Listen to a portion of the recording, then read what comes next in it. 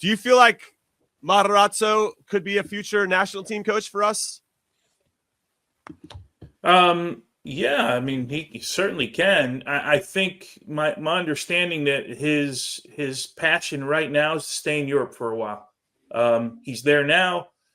His family's there. I think he was interviewed this round, or at least was considered this time around for the national team. And obviously, we know how all of that turned out, which is great for us. But I think one day he'll be in consideration. But who knows what his club career is going to turn into? I mean, you said it's an early start, but you guys, we've all seen it, right? Everyone watching has seen it. When you get off to a start like this, it's so much easier than if you get off to a start like Wilfried Nancy did, right? Mm-hmm. Like this makes the path a little bit. So you mentioned the Bernabeu coming up. Like if they lose at the Bernabeu, which is highly likely, and I know that it's not a definite the way it's going at Real Madrid, but you're like, okay, well, we beat Barcelona at home. Like you've built some equity right now where you can maybe slip up in a couple games. That's why these starts are so important. You get everybody on your side. Just think about that stadium. If you're a fan of Sociedad right now, like, what are you thinking? We just made a great move, right? You're the players. You're believing in whatever it is he's selling right now. They got maybe lucky with the offside goal, and you saw him on the sideline where he was calming guys down, and then 2 minutes later he was like getting on guys, and like you're believing in your manager. And when you get a start like Wilfried or Xavi Alonso, clearly they didn't believe in what he was selling right from the start. Doesn't mean that any of these guys, for me, aren't good managers, right? Don't understand the game. That was just the wrong moment, wrong time, and they'll all learn from that. But he's been around for a little while. So let's see how this rides out. But he seems like he's in a great spot right now. And Chuck, I feel like maybe the underlying message about, and you can chime in on that part of it too, but the underlying message is, I mean, do you feel like Pochettino is going to be gone after this World Cup? Because every time there's a big job that linked, Manchester United's open, Pochettino's name's linked. Tottenham are completely in disarray. It's not working with Thomas Frank. Another manager who maybe not the right fit for the right club, Thomas Frank, who I really valued at Brentford.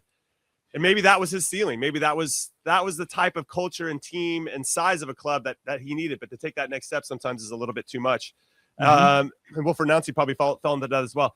But I guess there's an underlying thing of, do you feel like this Pochettino's done after 26, no matter how well we do this summer? That's a tough one to answer because, part of me thinks if Pochettino has, an incredible performance from his guys and they get to, let's say, the quarterfinals, and he feels that he's really making an impact and a difference in the way that the team's perceived in helping the players continue to improve at the international level, that he might say, you know what? I still have a little more left in the tank here. I can make some more changes and continue to help the whole system all the way up to the top team. I could see him going one more cycle. But there's also a part of me that thinks this was a great experience. I got that World Cup under the belt. Maybe, I scratched that itch of managing internationally and in a World Cup. And I'm ready to get back to club football, and I want to be back in the day-to-day. But, Tony, correct me if I'm wrong. There's got to be a nice feeling being a national team coach and not having to be in the everyday, the everyday type working environment and being able to spend more time with your family and, not having, all of the pressure and expectations placed on you every single minute of every single day. Well, I'll throw a couple things into that conversation. You mentioned family, right?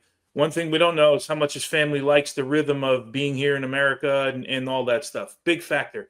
$6 million sounds like a lot of money, and it is for the federation, right? It is for national team coach of the U.S. teams, most that's ever been paid. But Mauricio Pochettino is probably leaving a lot of money on the table, right? Especially if he has a good World Cup. If you have a good World Cup, whatever that means, let's just say quarterfinals of the World Cup. Do you think, say you get to a semifinal of a World Cup, do you think that you can replicate that in 2030?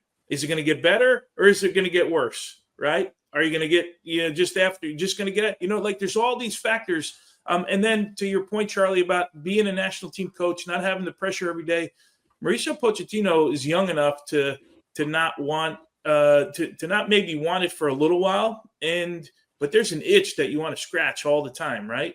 And for him, it's maybe going back to the Premier League with a club he can win a title with, doing something in Champions League as close as he was with Tottenham. So there's all these different factors. And then the timing, right, is when the World Cup is over, what jobs are available? He's going to have some offers, no doubt about it, especially in the Premier League. So there's all these factors. I don't get the sense that I'm praying to God it doesn't happen. And by the way, he's still living in London, from what I understand. So okay, well, there you go. So and easy as a national team coach, obviously. If the U.S. crashes out of the World Cup, you're in a point where nobody wants you, right? Like the fans are going to go crazy, and if the U.S. does great in the World Cup, you got to figure out, can I do better next time? Now, if he has an affinity, like you said, Chuck, let me build the system. I like where the youth national team's going. Like, you like all of that stuff, that's a completely different conversation. Some people don't like that stuff, right? Mm-hmm. Some people, like Jurgen Klinsmann said, hey, Tab, you take care of the youth team. I'm here for one thing, right? I'm here to build this national team and these 23 guys. So there's just so many factors. I personally, if I had to bet today, Mauricio Pochettino, after praying to God he does a great job at the World Cup, he'll be gone after the World Cup and he'll be back in Europe at a massive club. That's what I would bet on. And given our history here with U.S. soccer, or at least recent history, the second cycle for a coach hasn't really gone well. Bruce, Bob Bradley, Jurgen Klinsmann, Greg Berhalter. So maybe just I feel like, and I'm a one World Cup cycle guy in general. I feel like the players need to hear a new voice and keep everything sharp and fresh. So I'm more of that, and I ultimately think Pochettino's only here for one anyway. But this is my thing to you, Jimmy. Do you think it's more because you need to hear a new voice, or you think it's more because of the coach has had these relationships with players and that he trusts that maybe he shouldn't anymore, and that player should typically be moved to the side, whether they're not involved in the national team setup or they should be on the bench and bring in a new talent. And so it's always tough in that second cycle for the coach to say, all right, you've given your 4 years or your 2 years or whatever it is, and now it's ready. I got to make room for the next generation of players, or a player that's maybe developed a little bit late, and therefore breaking up those bonds are more difficult. No, I love that you bring up that point, because I'm kind of seeing it from a player's perspective, but from a coaching perspective, once you built up all those bonds and those kind of loyalties, it would be hard to have those tough conversations with some guys that you have leaned on to have success, that have been with you in tough moments and have succeeded in those tough moments. To sit down and be like, hey, we're going to give that responsibility to somebody else, has got to be extremely hard. So for the benefit of the health of the coach, right, and the stress of the coach, just move it along, baby. I think Greg, because think about it. A lot of guys will go, I don't have to prove myself anymore. I've already proved myself to this coach. And to what Pochettino talked about in great detail is the complacency, the entitlement, right? So it naturally sets in because you're saying, I don't have to really fight for my position anymore because I've already done it with a coach that's been there. And whether that's the general consensus or there are a few key players that feel that way, naturally you're still gonna have that type of sediment when it comes to continuing a cycle with a coach that you've already kind of been accustomed to. Yeah, and I would throw in from the higher level, right? Like the hiring level, the administration. Like, if I were sat on that committee, I would be asking the question, okay, we have this history, just like you guys are talking about. Second cycle's not good. They can't get rid of players because they just don't have the guts or whatever. They don't want to get rid of players. Too much loyalty. I'd have to ask, like, okay, so why do we think that this manager, if it's that hard to do for managers, why do we think this guy is the guy that can break the cycle? Mm-hmm. Right? Why do it clearly is hard, right, for guys to do that. So there's another level to it too. But I go back to, I want Mauricio Pochettino to concentrate on one thing, man. That's the start of June. Get this team to the optimal level that he can get them to have success. And then I think we move on. And I would guess at some point there'll be an American manager at least to start the cycle.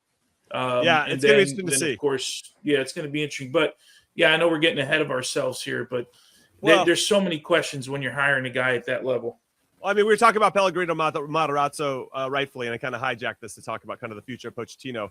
But I guess it was more about would Matarazzo be one of those that would consider taking the job, and what you answered immediately, and I agree with you, Big Tones, is that I think he wants to stay in Europe a little bit longer. So think of the timing, Jim. Exactly. If he has some success, are you going to want to now in 1 year? You're going to leave, not even a year, right? It would be a half a year at that point, or some less than a year.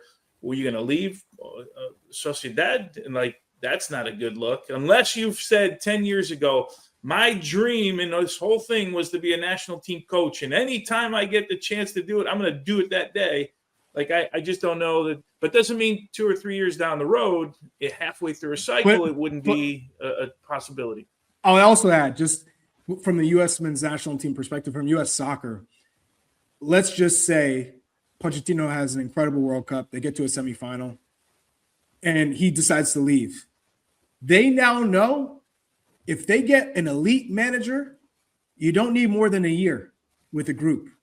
Like that, because we might say you need a coach that's going to need 4 years, the full cycle. They get to understand the whole system. And now Pochettino comes in and goes, you don't need all that time to get to know the U.S. and sure, you might say I had to waste a few months because I had to learn kind of the structure of U.S. soccer and how players are developed. But ultimately, it comes down to get your core players, push everybody, you kind of get around, know who your top players are, and then make a difference in the World Cup. There's one wrinkle to that, Chuck. Someone would have to come in for qualifying, which basically starts 2 years before, right? He didn't have – that's the only wrinkle. But you're right. It would just, I think, be moved back a little bit because of the start of the qualifying, which he didn't have to go through. Yeah, no, that's a great point. Right.